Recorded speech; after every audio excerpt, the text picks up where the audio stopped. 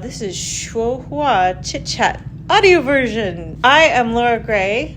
And I am Kevin Yan. And we are here to talk about languages and culture. Right now we're talking about the three-body problem by, I'm going to try it, Liu Cixin. Yeah. How do you say it? I would say Liu Cixin. Liu Cixin. Yeah. Okay. Obviously, this is a show that a whole lot of people are talking about right now, that there's an international adaptation by the Daves who brought us Game of Thrones. Yeah.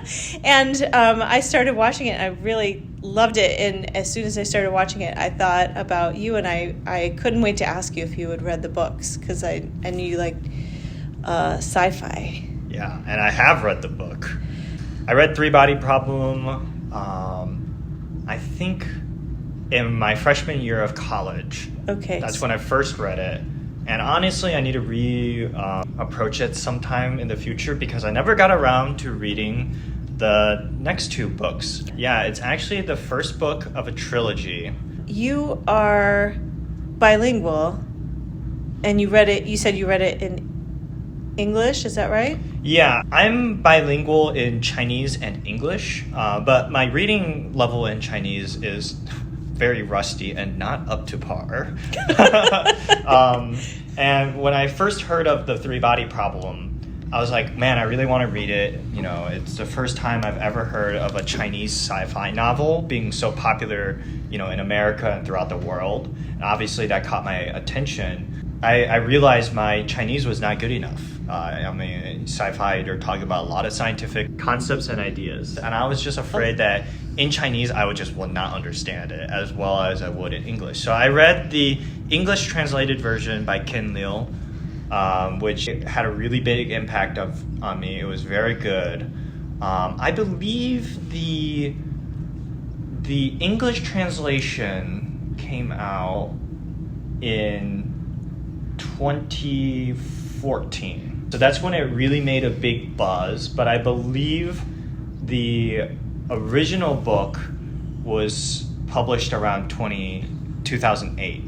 So by the time it came around to become like a global phenomenon, it's already been in the market for several years. Right. But I read it in my early days of college. Really liked it, really loved the ideas of it, and I'm glad to talk about it with you today. Yeah, I'm excited. I'm hyped. Yeah. Okay, so you read it your freshman year of college, and what year was that? When did you start college? Undergraduate? Fall of 2018. So did you have a group of people to talk to about it at the time? No, actually. I don't think people in my friend group really heard about Three-Body Problem. I only really heard about it from my parents, actually, who were talking on the news about how there was like this Chinese book that finally got translated into English and was making big waves in like the Western publication world, book world. And that's where I was like, okay, I want to read this book. And that's where I found out about the Three-Body Problem. And it's crazy to see because, you know, today it has both a Chinese adaptation to TV and an international adaptation that's on Netflix. Have you seen either one? No, I have not. Okay. I've heard both. I haven't heard much of this current adaptation, but I've heard the Chinese adaptation was quite good. I saw a little bit of it. I started the Chinese adaptation. Yeah. They start in totally different places. Yeah. Which is interesting. The international version with the Game of Thrones guys, the Daves, starts with this scene with the Cultural Revolution. Yeah. And it is violent. It is Game of Thrones violent. In fact, that's the first scene of the book. Oh, is it? Yes. Okay. So the book starts with a pretty violent event that happened in the Cultural Revolution. I believe it was a girl being shot from a building. Oh. I don't know if that's the scene in the TV show. No, the scene in the TV show is where one of the main characters' father is killed violently Oh, okay. for being an academic and for refusing to say that physics, as he understood it, was bad science. Okay. I think that's quickly the other scene that follows. Okay. So I think it's like just painting a picture of the Cultural Revolution. Very interesting. And you were, like, when we first started talking about this, you were a little surprised that that was allowed, right? Yeah, I was very surprised. I'm Chinese American. I grew up in a Chinese household. And, hearing my parents' stories about China, about the CCP and all of that, the Cultural Revolution seemed like a pretty big inflection point in Chinese history. And from all intents and purposes, the idea I got from my parents and my grandparents when we talked about it was that we're kind of not allowed to talk about it in China. Right. And that some of the events there, a lot of the Cultural Revolution was a very violent, very dramatic time in Chinese history. It's when Mao Zedong decided to transform Chinese society to catch up with the West, and this included a lot of, targeting of intellectuals, targeting of scholars across the board, and it was seen as like a tough time in Chinese history. And for all intents and purposes, Mao's control of China meant that it was very hard to talk about it in an objective lens. Because for a long time, he tried to basically make himself the leader, like supreme leader, and very much was trying to get people to kind of worship him as like the Marxist leader of the new China, similar to how in modern day North Korea reveres the Kim Jong-il's family, or Kim Jong-un at the right now, and. So speaking about the Cultural Revolution is like kind of like a scar that in a lot of Chinese people that we never really talk about or are kind of like just pushed under the rug. So at least that's the impression I got from my grandparents talking about the Cultural Revolution, my parents talking about how the government is like in China. So when I first opened the book, and it began with an event of the Cultural Revolution that honestly painted it in a pretty bad light, right? It's the main character watching her father getting beat to death in a struggle session, I believe. And that really made me, I was very surprised. I was like, I did not think that the censors in China will allow them to talk about something like this in such a candid view of things. Can I ask? Yeah. Struggle session. Yeah. I remember you using those words before, but I'm unfamiliar with the terminology. Can you say a little bit more about that? Yeah, so struggle session is a translation of a Chinese term called 批斗, I believe. 批斗. Yeah, 批斗大会, which kind of more directly translates into denunciation rallies. 大会 is like a gathering, an assembly, and 批斗 is kind of like to criticize people. Okay. And basically it was a violent public spectacle in Mao's China where people that were accused of being class enemies were publicly humiliated and beaten and tortured by the masses. And this predominantly targeted college intellectuals, like teachers of various levels, and academics, intellectuals, people that were deemed uncommunist, class enemies. You're betraying the proletariat, is the idea. And it was seen as a way to,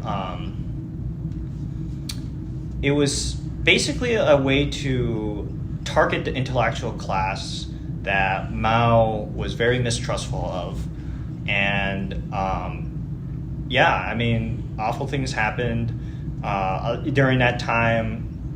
along with Pido, these struggle sessions, there were also things called, I believe, at least from my grandparents, it was called 下村, or going down to the village, where you leave whatever job you have in the city, especially if you're like a businessman or like an academic in a university, you'll be forced to leave your post and you'll become like a farm worker in a village, or like one of those new, Mao set up a lot of these new commune structures. So you'll work in one of those commune villages as a farm worker, basically. And a lot of people lost their livelihoods and jobs because of that.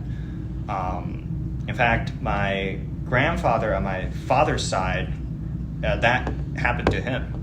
What did he do for a living before that? So he was actually a literature teacher, high school literature teacher, and because of that, he was targeted during the Cultural Revolution and had to give up his post and became a farmer instead, where he is still. I mean, even today he lives in the farming village that used to be one of the communes. Was that your mother's father or your dad's father? My dad's father. And your dad is an academic. Yes. So, I mean, obviously, the Cultural Revolution targeted academics, but at the end of the day, education is important for a strong country, and Mao Zedong set up new education policies or new schools or whatever. Eventually, people started to recover. Right. Yeah, and my father, that village is very poor. Even today, when I visit them, there's no potable water, very spotty electricity.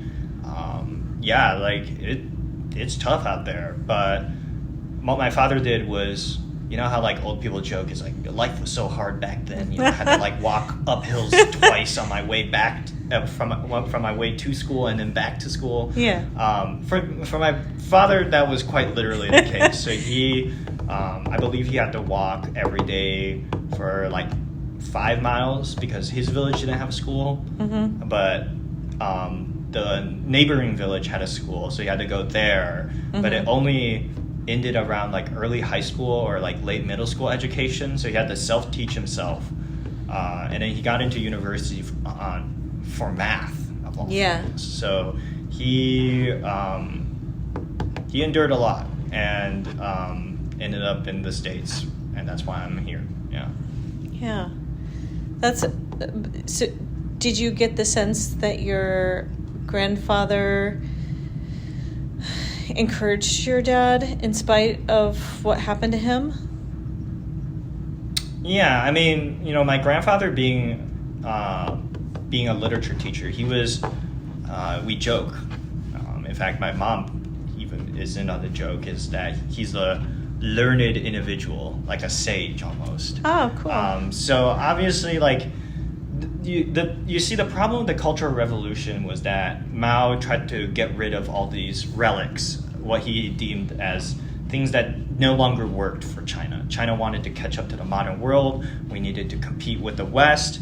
These Confucian ideas, Confucian culture, we need to basically clean house and restart from a blank slate. That's kind of like what the Cultural Revolution is in China. Is literally called 文化大革命. So 文化 is culture, and then 大革命, I mean 革命 is revolution, but there's a adjective 大 in front of it, which is big. So this is like a huge event in Chinese history. And the thing with the Cultural Revolution is very top-down approach, right? Mm-hmm. Like struggle sessions and all of these stuff, yes, it was done by the masses, but it was very much encouraged by the Communist Party officials. Okay. So Mao used these tactics to kind of target people that he thought would threaten them and all of that stuff. The problem is that it's hard to beat out thousands of years of culture and history. Right? You may say, like, coming from the top, the government might say, like, don't trust intellectuals, don't trust academics, don't trust people that studied the books and the classics and all of that. But to many people, that's still an important thing in their lives. Yeah. Right? We, tradition, culture, especially in a place like China, which has like up until then, thousands of years of pretty much continuous history. That's hard to get rid of. And the Cultural Revolution tried to do that, tried to uproot these norms. Right? Mao painted, like, we're going to give women more rights, as a way to kind of push back on the traditional, very patriarchal idea of Chinese society and stuff like that. We're gonna industrialize super fast. We're gonna move on from this like super agricultural focus to kind of like industry and all that stuff. Mm-hmm. We're gonna move away from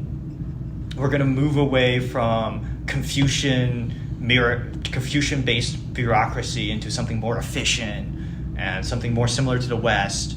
But the problem is you're competing with the huge inertia of Chinese culture and history. And that is something that people can't get rid of.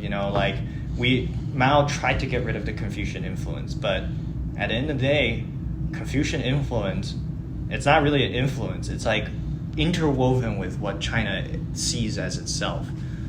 So even back then, with people targeting intellectuals, Chinese people still very much respected education. Education, meritocracy, this is the way to move ahead in the world, earn respect. And obviously my grandfather, who used to be a teacher, is going to push that on his children. Right. Yeah. Well, I was really happy with how many strong female characters there were in the story as I saw it. And from what I've read, it sounded like the book also had a lot of strong female characters. There were more female characters in the recent adaptation than the book, but that's understandable, I guess, for targeting an international audience. I read that the author self-censored a little bit in order to get published.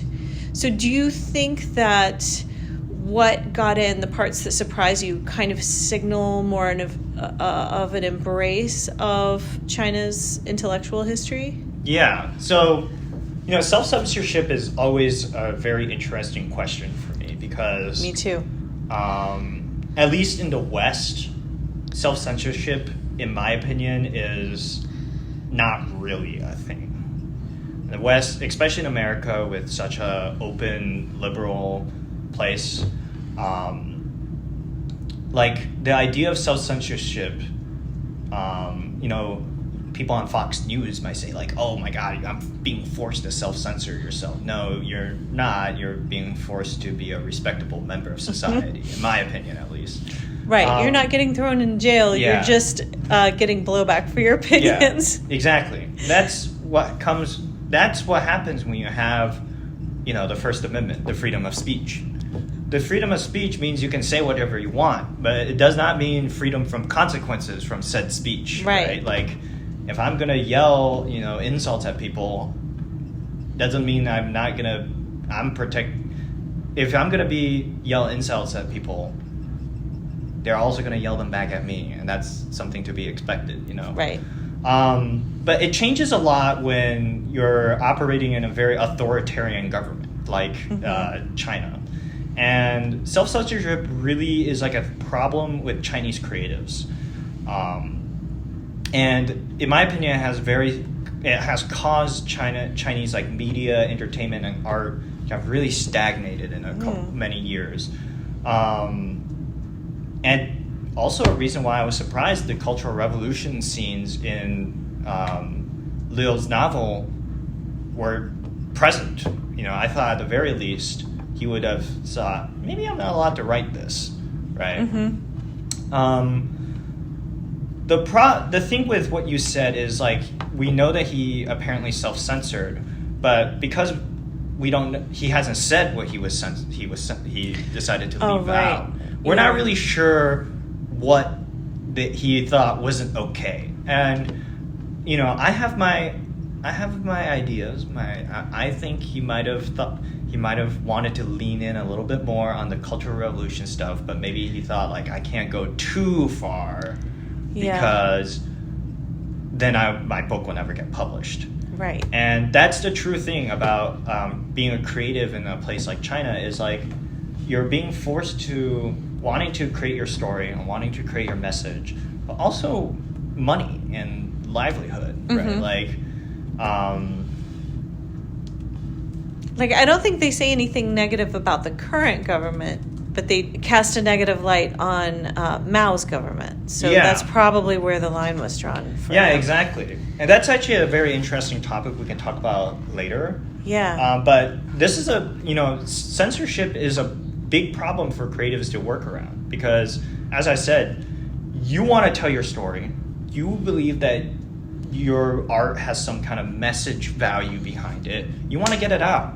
But on the flip side, you also have to make money, and you have a family to feed. You can't just not make money, right?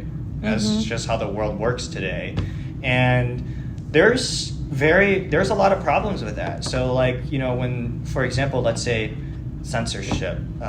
Let's just do a generic censorship thing. Like you have to have a happy ending in all your writing, right? Right. But, or did you know that in movies you can't show a villain holding an Apple product? In the West? Yeah, did you see? Yeah. That's like an advertising thing for Apple. Yeah. Did you see Glass Onion? Yep. Okay, so do you remember the scene where the guy says, "Oh, I don't know, an iPad for the prize"? Yeah.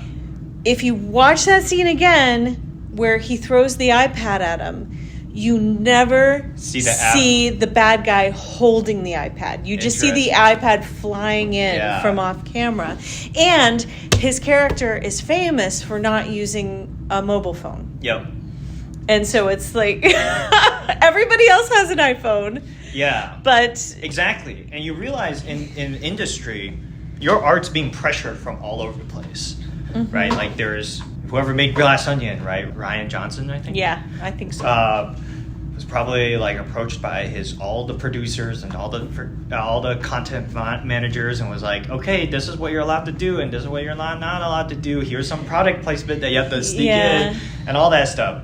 It's the same with a government censorship. It's like you're not allowed to do this. You're not allowed to do this. We're gonna have to read your script and make sure we're gonna cut out all these questionable material.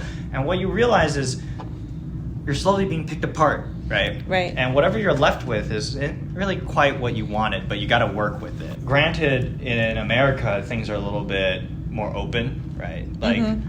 There's still a lot of filmmakers out there who are very independent. And I'm just gonna do whatever I want. Sure. Right. And then it really comes down to the distributors. Exactly. Because your project can get killed in distribution. Technically it's out there. Yeah. You could put it on YouTube or you could put it on something like that. But nobody might ever see it because you made the wrong person angry or something like that. Yeah. In China, being censored could ruin your life. Ooh. Because this is a governmental censor. This is literally the government or whatever will say, you're not even allowed to work anymore.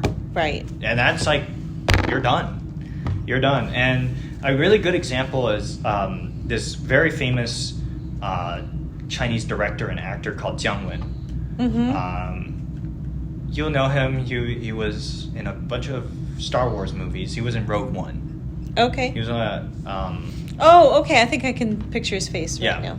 But he actually directed a very famous movie called Devil's on the Doorstep. Ooh. And he got censored for, I believe, 10 years for this movie. Blacklisted. Almost killed his career. What was so bad in the movie? I don't even know, because I've seen the movie, and apparently it was too sympathetic to the Japanese people. It was a black war comedy. Okay. It was a black war comedy about the Japanese invasion of China. Oh. And apparently the Chinese government at the time thought it was too sympathetic to the Japanese invaders, and it got censored because of it. In my opinion, I don't really see it. He got banned. Maybe it was a long time, maybe 8-10 years. He was blacklisted from releasing in movies and all that stuff. But Jiang Wen, you know, at the time he was a big actor too, big director. To have him censored means like no one's safe. It doesn't matter how big you get. If they catch you, if they want to blacklist you, they're gonna blacklist you. Yeah. Okay, let's talk about Three Body Problem a little bit more. Yeah. So do you plan on watching the adaptations? Yeah, I definitely plan on watching both. I'm curious. I've heard the Chinese adaptation is basically like we're gonna recreate the book scene by scene, and it was like very to the, you know, dot the I's, cross the T's. We're not gonna make any changes. I know the international version is obviously gonna be a little bit more flexible with its interpretation of the story. And they had a lot of money. And they had a lot of money. They had the Netflix backing. And, you know, big name producers and directors being part of it. So I'm excited to see both. I'm excited to see both interpretations of it. Yeah. And what about some of the ideas in there? Like, for me, talking about language. Okay, and this, if you're listening and you don't want a spoiler, we're going to spoil some of the main plot points in the book. But the aliens involved cannot lie to each other.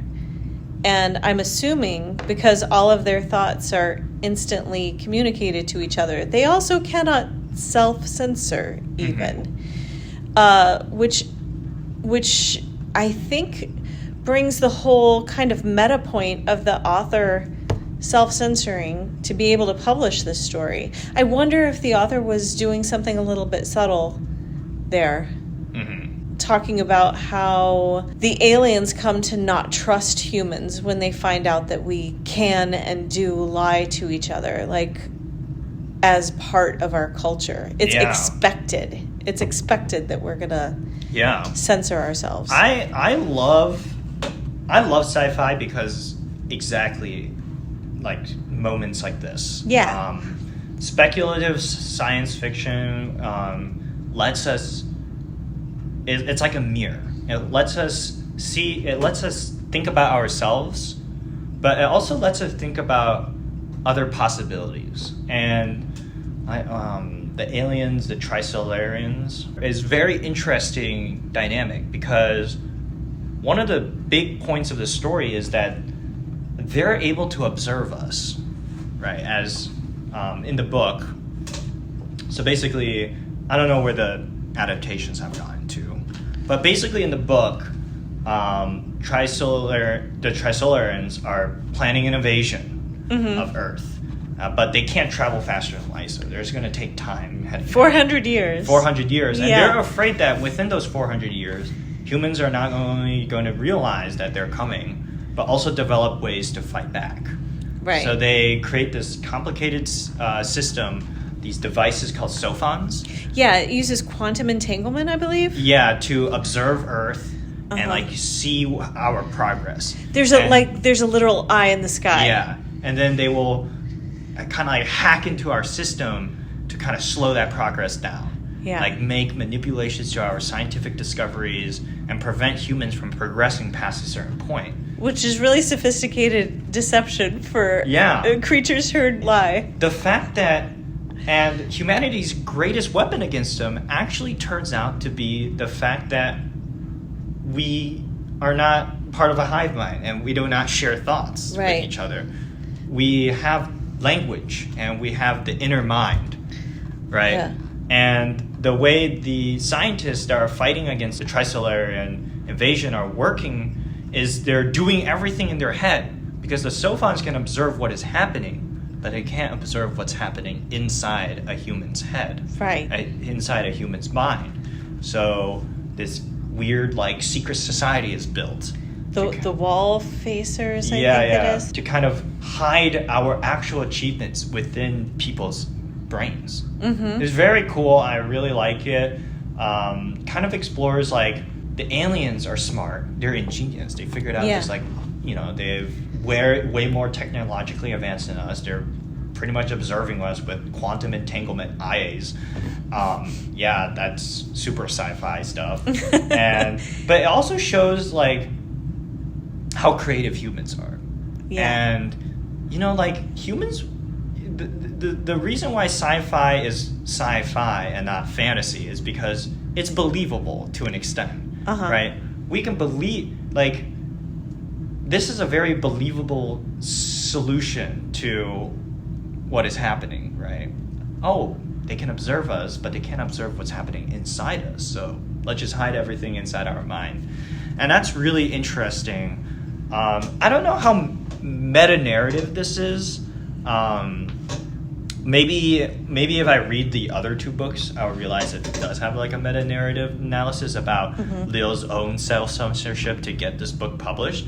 But when I first read it, I just kind of took everything at surface value. It was like really fun sci-fi conundrum, really cool like world building with like the Trisolarans and all their technology that they have. It's kind of like, and their way of combating human progress versus humans trying to move past this point against kind of like, at first, a very enigmatic enemy. You're not even that's what really catches. We don't know what they look like. Yeah, so this book, they know what we look like. This book isn't like a space opera, or isn't like a, you know, like it isn't like a adventure sci-fi or like a space opera. It reads very much like almost like a spy thriller. I think that's the right thing, because I mean, for creatures that can't lie to each other, they're very good at lying to us. Yeah, like they immediately disguise themselves. They show themselves in the books. Do they have the virtual game thing? Yeah. They create like a virtual reality to, I believe. So there's like a secret society that knows about the Trisolar invasion, and they create in the book, and I assume in the show, they create like a virtual reality game, and it's kind of implied that they're connected, but it's not spelled out literally. Yeah, and the idea of the game is to help them solve the three-body problem, because the Trisolarans, guess what they're named, Trisolar, right? They come from a planet that is, you know, a three-body problem is, you know, three celestial bodies trapped in whatever gravitational rotation, and pretty much their planet is stuck between two stars, I believe, right? Or three? Oh, okay. So the way it was explained in the adaptation in the show was that you have their planet would be orbiting one of the stars, and then the interaction between the two stars would disrupt the that environment of the planet. Yeah. Right. It would cause a period of chaos. Yeah, the chaotic era. So the Trisolarians would have to dehydrate. Yep. So that they could survive that sort of thing, which is wild. They're able to rehydrate when it's time. Yep. I find that really interesting. And so when they find out that Earth has a stable rotation around the sun and a relatively stable environment relative to their own environment, they're super excited about it. And they're like, yay, let's go do that. Yeah, exactly. Super interesting. I mean, maybe upon a reread, I'll think about, you know, how maybe Liu, as like a Chinese author, he's like thinking about, you know, societal problems that he sees in China and the world today. But when I read it, I very much treated it as like a face value. I thought a lot about like the cool sci-fi concepts. You know, like what would an alien invasion really look like? You know, we're very used to like Independence Day, like, you know, they just come in and blow everything up. Right. But it could be a lot more insidious, and that's what I really like about Three Body Problem, is kind of like challenging my views on what I expect them to look like, because apparently the Trisolar, they're tiny. Are like tiny. They're only like the size of a grain of rice. So it's really cool. Like, they're really tiny aliens, but they're still advanced. They're still very scary. Right. And then another really cool thing when I first read it was, I remember distinctly thinking that, wow, this just reads like a Western novel. Granted, I read it in the English version, and other than like the Chinese names and the allusions to Chinese history, I was like, okay, this feels very much like a very well-crafted sci-fi novel. I would not be surprised if like, you know, you change the names and the locations, that it was like written by like a German or like a British person. And that really got me thinking about like collective imagination of like the world. And maybe in the book, did they have the video games have the theme of governmental power versus science? Oh, that is an interesting thing. Because that was definitely in the adaptation. It did deal with some people who, whenever a non-Asian person, they had a half-Asian person playing, and she was playing. They did have a half-Asian person who played, but she wasn't half-Asian in the book. Anyway, Yeah. I'm getting askew. But anyway, when Asian characters played, they played ancient Chinese simulations. Yeah. But when Westerners played, they played like Galileo versus the Pope type of situation. So I was wondering if that correlated to the book. I'm going to have to read these books too. Yeah. Maybe we can do a reread. I think that would be great. I will grab my Let's copy. do it. Yeah. This is very interesting. When I read it, I did not really pay attention to that, and I think I will have to revisit upon a reread. I just remember it mainly about trying to solve the problem that the Trisolarans have, which is very interesting already. Let's plug Quinn's ideas a little bit. Yeah. So I will admit, so far I haven't read the books yet, but I'm planning to. But there is a YouTuber called Quinn's Ideas, and he does some spectacular synopses of it. And I'm a little bit worried that reading the books is not going to be as good as his synopses. He's so good. Quinn's Ideas is one of my favorite YouTubers. He's just insanely passionate about sci-fi, and he is a three-body problem mega fan. Like, he knows all the little intricate trivia and all the intricate little lore pieces, and he's great. He made a whole series of videos about the three-body problem, explaining what it is, you know, bringing up on all these theories about it. Like, I know later on in the trilogy, there's literally a book called The Dark Forest. I like that. Which is, in my opinion, I don't know anything about the book, but it could be related to this idea of the dark forest in Chinese, in alien theory, which is like, there's scary societies out there, and maybe humans don't really want to contact them. Yeah. That seems like a very... Quinn is great. I love him. I recommend everyone give him a watch. I discovered him in like around high school, when, you know, I was just like looking at random sci-fi, you know, video essays. Like, here's like random topic that people are going to make a video on. And he makes video essays on a ton of sci-fi books. So by the time I read Three Body Problem, I'm very accustomed to him. He is a huge advocate. Well, I appreciate you telling me about him, because that was the fastest way for me as a working mom who doesn't have a lot of time to catch up on some of the literature parts of it. Do you think this series is kind of a Rorschach test for, you know, like one of those ink blot tests in psychology, to see how you feel about human beings, like our place in the whole universe? Yeah. I think every sci-fi book is a bit of a Rorschach test on, you know, how do people view our place in the universe. And, you know, the author is thinking about it.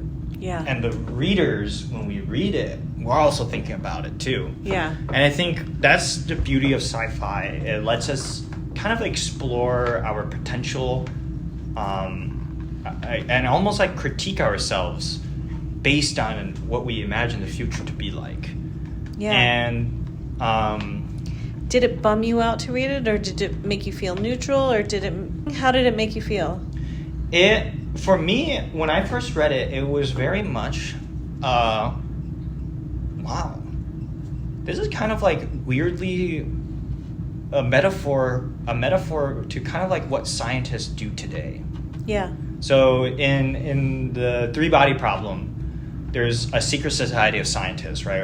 As we talked about, the a certain group of people know of the trisolarans' existence. Mm-hmm. A portion of them want to stop them from invading Earth, and another portion of them are a bit accelerationist. They want them to invade Earth. Right, like Right. the original that character was who said, she sends out the message Yep. to the universe, Yep. and they said, don't reply to Don't this. reply to this. Don't We'll contact us. Yeah, but they do so anyway. And she's like, we can't handle our own business. Yeah, we suck. Come yeah, get us. exactly. And she really thinks that they're going to be benevolent. Yeah, but all these scientists are like working, right? And they're kind Yeah. of like in this secret society, Uh-huh. working towards, the VR game was produced by the scientists, right? Okay. Right? From what in the show, they don't. Okay. It's a little bit of a mystery. It's a little bit of a mystery, but it's like scientists working in the background. And it kind of reminds me of kind of like a problem with science and like how it deals with communication with other people that aren't really into it. Yeah. Obviously, in the world of three-body problem, it's given like a very interesting spin because they can't communicate to it. Because as soon as they show their plans, the Sophons observe it, and Right. the Trisolarans will ensure that can't happen, right? So Mhm. everything's hidden. But in a weird way, scientists that work in the government probably feel much the same way. We look at COVID, right? Mm-hmm. All those scientists at the Center for Disease Control, CDC, Yeah. they're working day in, day out, tracking Mhm. all these illnesses, all these, COVID-19, and a whole host of other potential pandemics or epidemics. Mm-hmm. And a lot of that medical jargon goes above the average person's head. It'll go Right. above my head. It probably goes above the heads of a lot of government officials too. Yeah. And in a weird way, only the scientists in the CDC, like Dr. Fauci, for example, Right. really know the stakes of what they're working on. It's similar to the scientists that are working in this secret society. Only Yeah. they really know the stakes of what they're working on. Trying to communicate that stake to a general population that's not going to get it Right. is very hard. The two people I think about are Carl Sagan and Neil deGrasse Tyson. Yeah. Whose specific jobs involve communicating science. I think to about most Dr. people. Fauci. He went on TV and he was like Yeah. trying to explain, you should wear a mask. Well, Then I- why did you backtrack? I don't earlier think you he. just- Yeah. I don't think he's as media trained. Exactly, and that's a problem. Neil deGrasse Tyson is pretty good Yeah. at it. I think science needs more ambassadors. Yeah. People who can, because persuasion is so important. Are there any thoughts that you want to end on? And we could certainly we could follow this up. Because Yeah. I can imagine we could talk about this for a really long time. I would love to reread the book. Okay. That's where I'm at. The more I talk about it, it's like, wow, I need to reread the book and reread and read the rest of the trilogy because It's not going to go away. It's not going to go away. It's very interesting. I love, the idea of science, right? Like the scientist's role in everything. It really made me think that, Lil, he's tackling a lot of issues. Right? Yeah. Human chaos, like maybe we do need an outsider to fix everything. Maybe we just need a threat of an outsider to fix everything. Collaboration. I think that's the one. A threat of an outsider, because otherwise we just fight with each other, right? Yeah, exactly. That brings up the ultimate question with every sci-fi. Like in a lot of sci-fi, humanity is banded together under the threat of another alien race, and that really begs the question: like, is humanity ever capable of moving beyond that? Are we always going to have this us versus them mentality, and we just need every time the collective us grows bigger, we need another them to fight against, right? And that's kind of like a dark, almost like a very depressing way to view things. We are violent, clever monkeys. Yeah. Some of us more clever than others. Some of us more violent than others. But I often think about, my son and I were talking about, like, what if reincarnation was a real thing, right? What if Genghis Khan, Julius Caesar, Hannibal, who else? Hitler, etc. What if that was like the same soul just going through and trying to just rape and murder everybody? That's crazy. Yeah. And what if like Jesus and Buddha and all those were the same person? Or my son's favorite theory, because he likes to watch theoretical videos and everything, he loves this thing called the egg theory. That reincarnation is so real and not dependent on time that everybody's just one person. Oh yeah, I've heard of that. Yeah. Experiencing every possible experience. Yeah. Which is kind of wild. Yeah. Yeah, it's interesting. The first time I heard of it, I was kind of dismissive, and then he. What's that YouTube channel called? Kurzgesagt. Yeah. Kurzgesagt. Yeah. They do videos on like. They do really good videos. That was the video he was watching. Yeah, I was like, I think I saw that video too. Yeah. Okay, well, unfortunately, we have to wrap it up for today, but let's both start reading the books. Yeah. All right. All right. See you next time.